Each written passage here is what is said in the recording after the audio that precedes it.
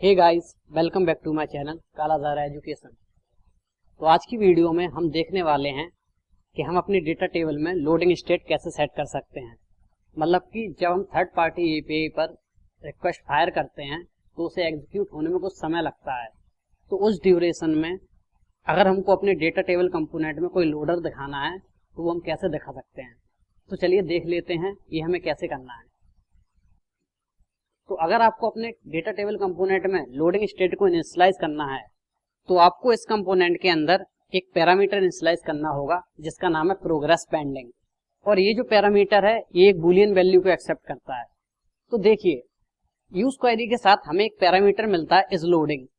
ये एक Boolean parameter होता है, मतलब कि जब हमारी क्वेरी एग्जीक्यूट होना स्टार्ट करेगी तो इसकी वैल्यू ट्रू हो जाएगी और जैसे ही हमारी क्वेरी कोई रिस्पॉन्स हमें रिटर्न कर देगी तो इसकी वैल्यू फॉल्स हो जाएगी।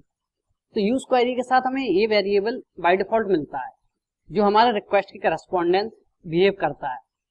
बट अगर आप यूज क्वेरी यूज नहीं कर रहे हैं तो आपको एक यूज स्टेट लेना होगा और उसमें आप एक लोडर पैरामीटर ले सकते हैं और जब आप अपने थर्ड पार्टी एपीआई पर रिक्वेस्ट करें तो उसकी वैल्यू ट्रू कर दें और जैसे ही वहां से रिस्पॉन्स मिल जाता है उसकी वैल्यू फॉल्स कर दें।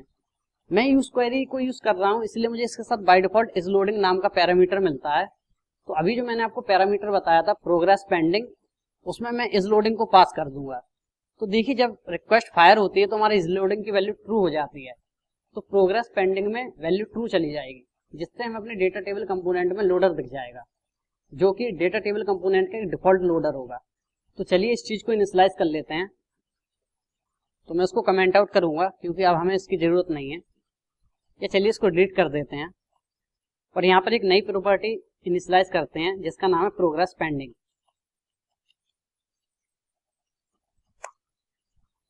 और इसमें हम अपने इस लोडिंग को पास कर देंगे जो कि एक बूलियन पैरामीटर है। तो चलिए अब अपने ब्राउजर में चल के देख लेते हैं हमें अपने डेटा टेबल कंपोनेंट में लोडर दिखता है या नहीं। हमें अपने कोड में एक छोटा सा चेंज और करना होगा। तो आप इस कोड में थोड़ा सा ऊपर चलेंगे तो आपको दिखेगा if is loading return loading. तो हमें इस लाइन को कमेंट आउट करना होगा बिकॉज अब अगर हमारा इज लोडिंग पैरामीटर ट्रू होगा तो हमें बाय डिफॉल्ट एक h1 टैग रिटर्न होगा। बट अब हमको डेटा टेबल कंपोनेंट के अंदर लोडर देखना है तो इसलिए हम इस लाइन को कमेंट आउट करते हैं। तो चलिए अब चलते हैं अपने ब्राउजर के अंदर और देख लेते हैं हमें अपने डेटा टेबल कंपोनेंट में लोडर दिखता है या नहीं। तो हम अपने ब्राउजर के अंदर आ गए हैं और देखिए हमने अपना एप्लीकेशन को रन कर लिया है और इस वक्त हम अपने एप्लीकेशन के होम कंपोनेंट पर हैं।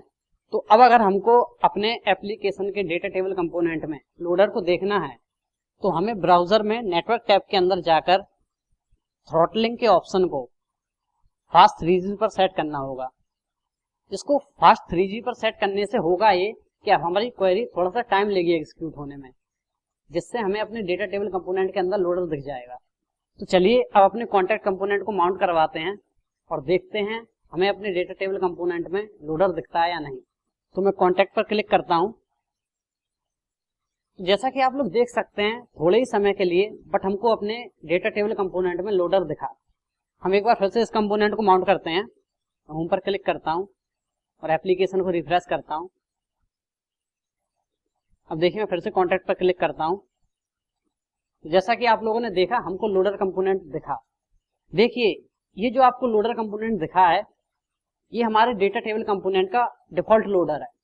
बट अगर हम चाहते हैं कि हमारे डेटा टेबल कंपोनेंट में हमारा कस्टम लोडर दिखे, मतलब कि ऐसा लोडर जो हम दिखाना चाहते हैं, तो ऐसा भी हम कर सकते हैं।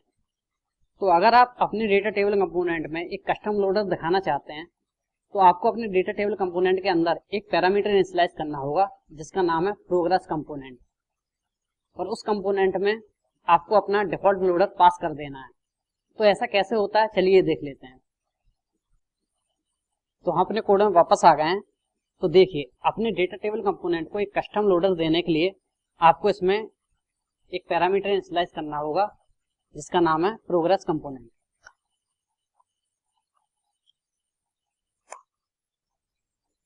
और इसमें आपको अपना कस्टम लोडर कंपोनेंट पास कर देना है। अभी के लिए मैं इसमें एक h1 टैग रिटर्न करवा देता हूं, नहीं तो हमें एक लोडर कंपोनेंट बनाना होगा। तो चलिए h1 टैग को इसमें पास करा देते हैं और इसमें मैं लिखूंगा माई कस्टम कंपोनेंट। तो अब जब भी हमारा data table component loading state में जाएगा तो हमको H1 टैग रिटर्न होगा, ना कि उसका डिफॉल्ट लोडर। तो चलिए इसका आउटपुट देख लेते हैं। तो हम अपने ब्राउजर में वापस आ गए हैं। चलिए अब अपने कॉन्टैक्ट कंपोनेंट को माउंट करवा लेते हैं। तो देखिए हमको इस बार H1 टैग रिटर्न हुआ जिसमें लिखा हुआ था माय कस्टम कंपोनेंट, बिकॉज अब हमने अपने डेटा टेबल कंपोनेंट के डिफॉल्ट लोडर को यूज ना करके अपना कस्टम लोडर यूज किया है। तो चलिए एक बार फिर से कॉन्टैक्ट कंपोनेंट को माउंट करवा लेते हैं ताकि एक बार फिर से हम अपने आउटपुट को देख सकें। तो मैं होम पे जाऊंगा, एप्लीकेशन को रिफ्रेश करूंगा और फिर से अपने कॉन्टैक्ट कंपोनेंट को माउंट करवाऊंगा। तो जैसा कि आप लोग देख सकते हैं हमें एक बार फिर अपना कस्टम कंपोनेंट देखने को मिला। तो देखिए अभी तो हमने अपने कस्टम लोडर में एक H1 टैग रिटर्न करवाया है जिसमें लिखा हुआ है माय कस्टम कंपोनेंट। बट अगर आप यहाँ पर एक फैंसी लोडर दिखाना चाहते हैं तो आप एक पैकेज का यूज कर सकते हैं। मैं मेनली इसी पैकेज का यूज करता हूँ जिसका नाम है रिएक्ट स्पिनर्स किट। इसमें हमें पहले से ही बहुत सारे प्री डिफाइंड लोडर मिलते हैं। तो उस पैकेज को इस एप्लीकेशन में इंस्टॉल करने के बाद हम उसके किसी भी लोडर को अपने पैरामीटर के अंदर इनिशियलाइज कर लेंगे, मतलब कि प्रोग्रेस कंपोनेंट पैरामीटर के अंदर इनिशियलाइज कर देंगे। तो वो लोडर हमको अपने डेटा टेबल कंपोनेंट के अंदर दिखने लगेगा। तो आज की वीडियो में सिर्फ इतना ही। अगर वीडियो अच्छा लगा हो तो वीडियो को लाइक करें और चैनल को सब्सक्राइब करें और बेल आइकन को भी प्रेस कर दें ताकि मेरे आने वाले वीडियोस की नोटिफिकेशन आप लोगों को मिल जाए। और अगर आपको इस सीरीज से रिलेटेड कोई भी प्रॉब्लम आती है तो आप उसे कमेंट सेक्शन में मेंशन कर सकते हैं। मैं आपके कमेंट्स का रिप्लाई जरूर दूंगा। तो मिलते हैं नेक्स्ट वीडियो में बहुत ही जल्दी।